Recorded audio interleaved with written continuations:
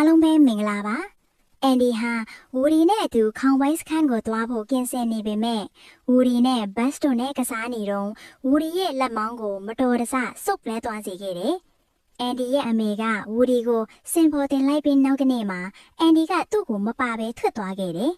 စွန့်ပစ်ခံရမှာကိုကြောက်လန့်နေတဲ့အရာတစ်ခုကိုသူတွေ့ခဲ့တယ်ကျိုးနေတဲ့စကွီဇာကြောင့်လမောင်းများစွာစင်ပေါ်မှာထားခဲ့တဲ့ဝီဇီပင်ကွင်းရုပ်လေးတစ်ကောင်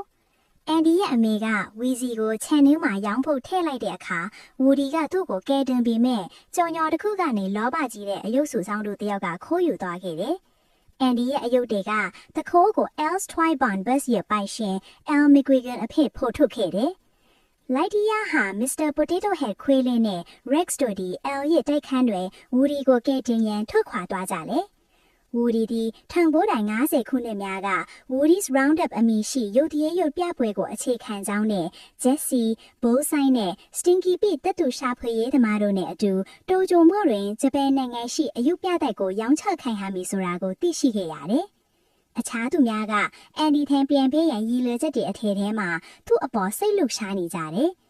ဂျက်စီဒီစိတ်အနှောက်အယှက်ဖြစ်နေတယ်။ပီကပြတိုက်ဒီစူဆောင်းမှုပြီးစီသွားမှစိတ်ဝင်စားပြီးဝူဒီမပါပ၎င်းတွေကိုပြန်ပေးမယ်လို့ရှင်းပြတယ်။ဝူဒီရဲ့လက်မောင်းလုံးဝပြတ်သွားပြီးနောက်တော်လောင်ယွန်ကိုပြန်ယူဖို့ကြိုးစားခဲ့ပေမဲ့အယ်ရဲ့ TV ဖွင့်ပြီးဂျက်စီရဲ့ရှေ့မှာ TV remote ကိုတွေ့တဲ့အခါဂျက်စီကိုဒေါသတကြီးအပြစ်တင်ခဲ့တယ်။နောက်တနေ့မနေ့ဝူဒီရဲ့လက်မောင်းကိုအယုတ်ပြင်ဆင်တဲ့ပညာရှင်အသက်ကြီးတစ်ယောက်ကပြင်ဆင်ပေးခဲ့တယ်။ဂျက်စီဟာတချင်းကအမ်မလီဆိုတဲ့မိန်းကလေးတစ်ယောက်နဲ့သက်ဆိုင်ခဲ့ကြောင်းသိလိုက်ရတယ်။အဲ့ဒီမိန်းကလေးကနောက်ဆုံးမှာအယုတ်တွေကိုကြော်လွန်ပြီးသူမရဲ့ညစ်ပတ်နေတဲ့ခွေးလေးကိုလူဒန်းငယ်လေးဆိုတာပြီးသိလိုက်ရတယ်။အန်ဒီကြီးလာရင်လေအဲ့ဒီလိုကံကြမ္မာမျိုးကသူ့ကိုစောင့်ကြိုနေမှဖြစ်ပြီးအန်ဒီကြီးလာရင်လေပြတိုက်ထဲမှာထာဝရနေရမယ်လို့ဝူဒီကိုသတိပေးခဲ့တယ်။သူဘာတွေဆုံးဖြတ်ထားလဲဆိုတာကိုကြားသိလိုက်တဲ့အခါ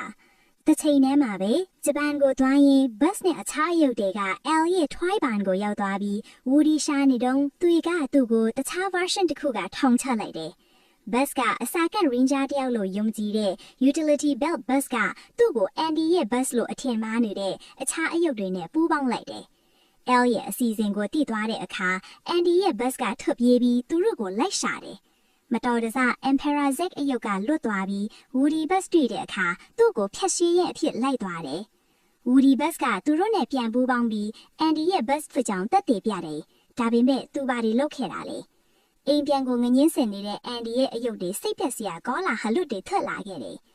Woody's Roundup episode မှာကောင်မလေးတစ်ယောက်နဲ့ကစားနေတာကိုမြင်လိုက်တဲ့အခါ Woody ကိုအယုတ်တွေရဲ့တကယ်ရည်ရွယ်ချက်ကပြတိုက်မှာသူမှမခံစားခဲ့တဲ့အယုတ်တွေနဲ့ကစားဖို့ရဲ့လို့ Woody ကိုသတိပေးခဲ့တယ်။အဲ့ဒီလိုတည်သွားတဲ့အခါသူစိတ်ပြောင်းသွားတယ်။ Roundup အဖွဲ့ကိုသူနဲ့အချန်တမအယုတ်တွေနဲ့အတူအိမ်ပြန်လိုက်ပါလို့ပြောတယ်။ဒါပေမဲ့ပီကတစ်ချိန်မှမချစ်ခဲ့ဘူးမကစားခဲ့ဘူးပြီးဂျပန်ကိုသွားကျင်နေတယ်။ပီကသူ့လူကိုဆက်နှက်ခဲ့တယ်။သူလွတ်မြောက်ဖို့ကြိုးစားခဲ့ပြီးဂျက်စီကိုအမှုဖွင့်ပြီးပြန်လာတော့အဖွဲ့ကိုတည်သွားတယ်။ခရီးတိမ်ကြီးနဲ့လေရင်ကိုထွက်သွားပြီးသူတို့ရဲ့အယုတ်တွေက El ကိုလိုက်ရှာနေပေမဲ့ Zut ကဖမ်းပြီး Utility Belt Bus ကိုရင်ဆိုင်ပြီးသူ့ကိုယ်သူ Bus ရဲ့အဖေဖြစ်ဖော်ထုတ်သွားတယ်။ Rex ကဒက်လီကားကနေမတော်တဆပြုတ်သွားတဲ့အခါ Zut နဲ့အတူကြံခဲ့တယ်။